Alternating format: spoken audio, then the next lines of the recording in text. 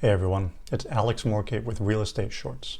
In today's episode, we're going to cover Tenant Improvement Allowance in commercial real estate. We're going to define what it is, how it gets applied, some important timing considerations, and most importantly, some of the qualitative aspects about a tenant improvement allowance that you should keep in mind, either as a tenant or as an owner. Let's get started. So first things first, what is the Tenant Improvement Allowance? So TI Allowance, or Tenant Improvement Allowance, is a concession made by the owner to entice a tenant to occupy space in their building. So a concession of any kind is going to be this expenditure or forfeiture borne by that owner to help encourage or negotiate with that future tenant. So in this case, a TI allowance is going to be a dollar amount either paid or credited to the tenant to help prepare space for that tenant's need. So imagine you're the owner of a gray rectangle and you need to prepare it for a restaurant to come occupy it. So you would have to prepare the space according to their either physical needs or design requirements, or the combination of the two. So you may have to spend some money in order to get it up to that requirement. Keep in mind, a TI allowance may not cover 100% of the cost. So it's very possible that preparing the space for the restaurant would cost $200 or $300 per square foot. However, maybe you only contribute 100 or 150 of that 200 or 300, so that the tenant could pay the other portion, or so that another party could finance that other portion. So again, as we get into maybe some of the details about the timing and the payment of it, I think it's just important to keep in mind that Tenant Improvement Allowance is this dollar amount either paid or promised or forfeited by the owner in order to encourage the tenant to occupy that space. I think it's also important to keep in mind that there's going to be a difference between first generation and second generation space tenant improvement allowance. So first generation is a reference to new space, so space that has not previously been occupied by a tenant. Second generation space is space that has previously been occupied by a tenant.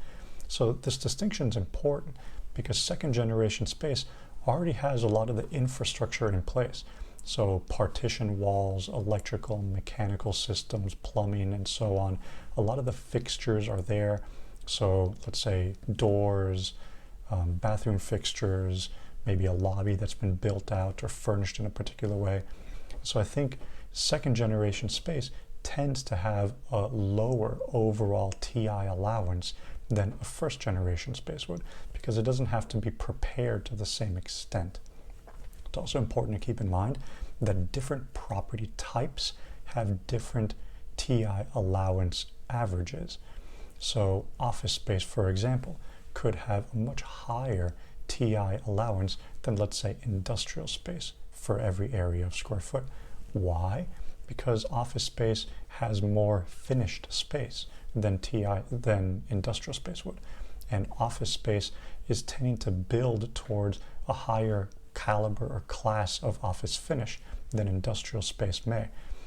For those of you who've had the pleasure going into a high-powered attorney's office, the finishes are much, much nicer than you would come to expect than the tile showroom space at your local warehouse. I think retail space tends to be one of these outliers where you could find yourself spending very little or quite a lot, depending on the type of tenant, the service industry that they're in, and the type and class of finish that you're trying to provide for that tenant.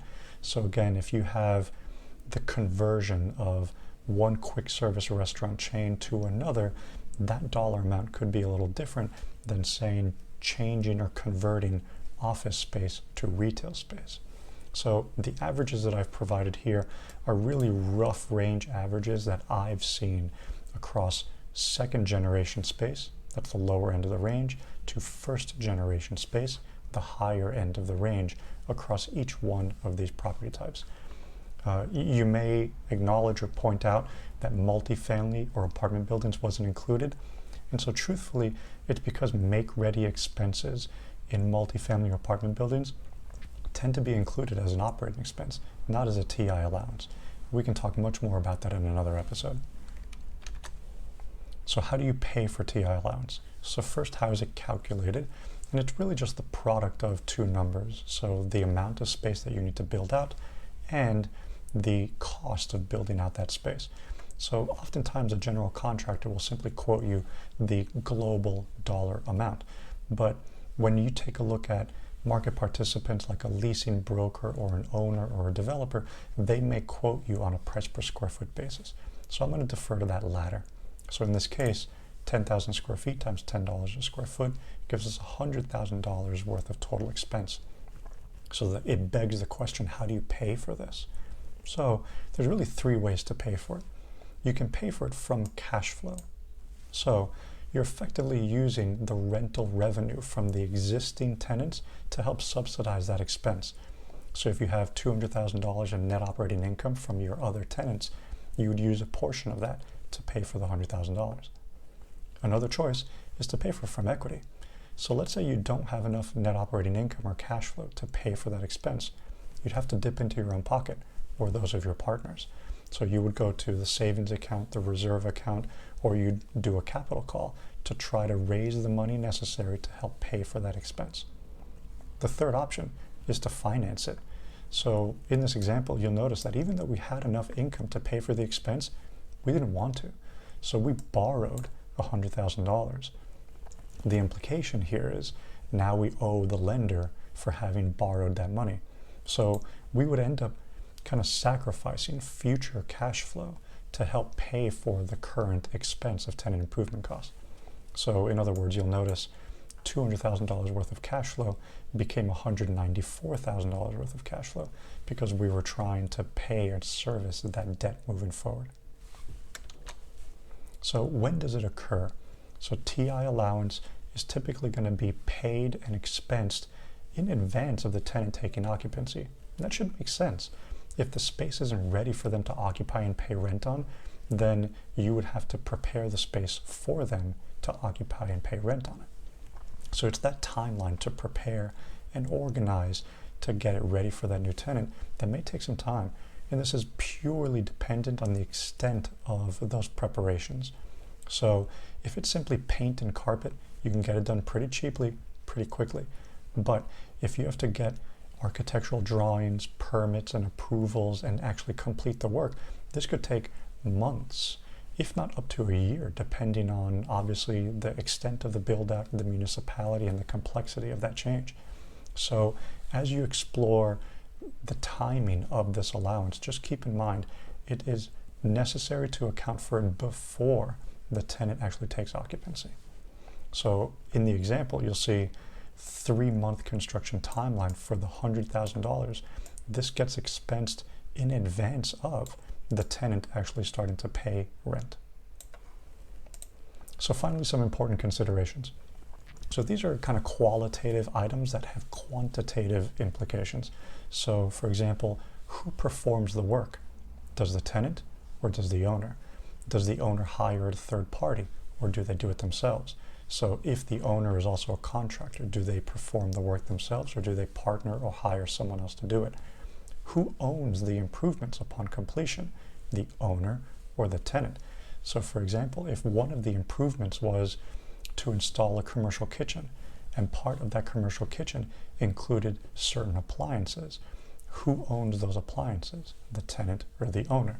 It's all up for negotiation, but simply keep in mind it's a point of negotiation. Next is who pays and when does that payment happen? So does the owner pay up front or do they have the tenant pay? And then upon completion, does the owner refund the tenant? So there's a lot of nuance and certainly negotiation that comes into play when we begin to use tenant improvements as a tool to entice tenants. Just keep in mind that everything is up for grabs, everything is negotiable, but your strategy for occupancy and investment is going to be directly dependent on your strategy for leasing and using a concession like TI allowance. So as we begin to wrap up, TI allowance is this tool that's used by owners to entice tenant to come occupy their space. they can improve the space to make it ready for them. And how you pay for it will certainly come into play, as well as when the timing and when these cash flows occur are going to impact your overall performance and value. So whether you pay for it from cash flow, whether you pay for it from equity, or whether you borrow in order to pay for that expense, it will all impact that future value and performance. So if you found this video helpful, there are a handful of others that I'd recommend you take a look at. We will continue to elaborate on the topic of TI allowance in other episodes, but in the meantime, if you have any questions, comments, concerns, or feedback, I definitely look forward to hearing from you. Thanks again. Talk to you soon.